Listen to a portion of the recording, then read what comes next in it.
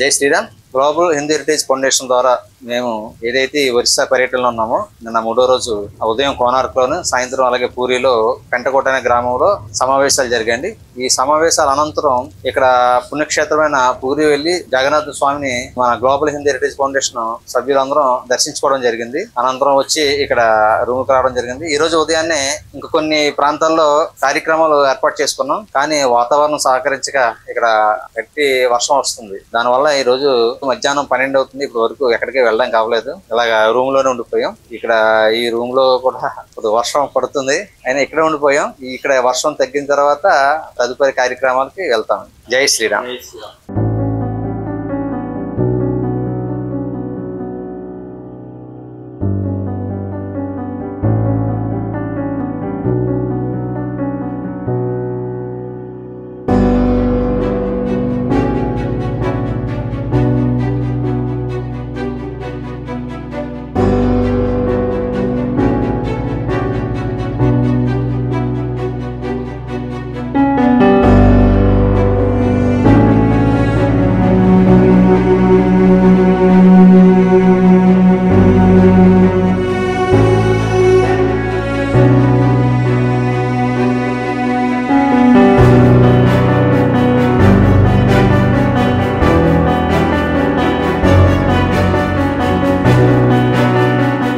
ఈ రోజుల్లో హిందూ సమాజంలో ధర్మం గురించి తెలుసుకునేటువంటి ఈ వ్యవస్థ అనేది లేకపోవడం వల్లే మనలో మతం మారడం కానీ, మన వాళ్ళు అమాయకంగా ఉంటూ అన్ని మతాలు ఒకటే అనుకోవడం కానీ ఇదంతా జరుగుతుంది.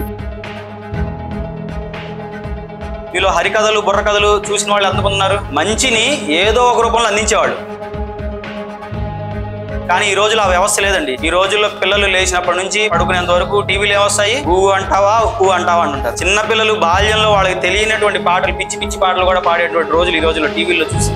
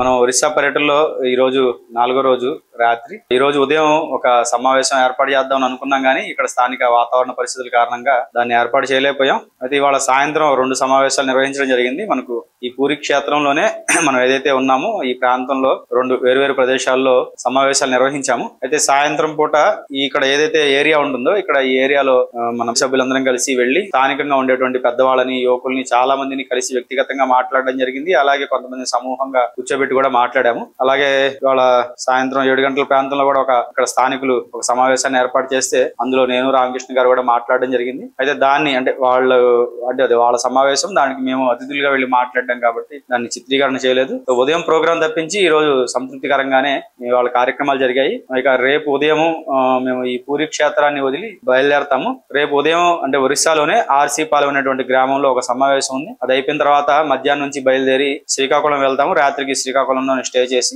ఎల్లుండి శ్రీకాకుళంలో జరిగేటువంటి సమావేశంలో పాల్గొంటాము. సో ఈ ఒరిస్సా పర్యటనలో 4వ రోజు ఈ విధంగా ముగిసింది. అందరికీ నమస్తే. జై శ్రీరామ్.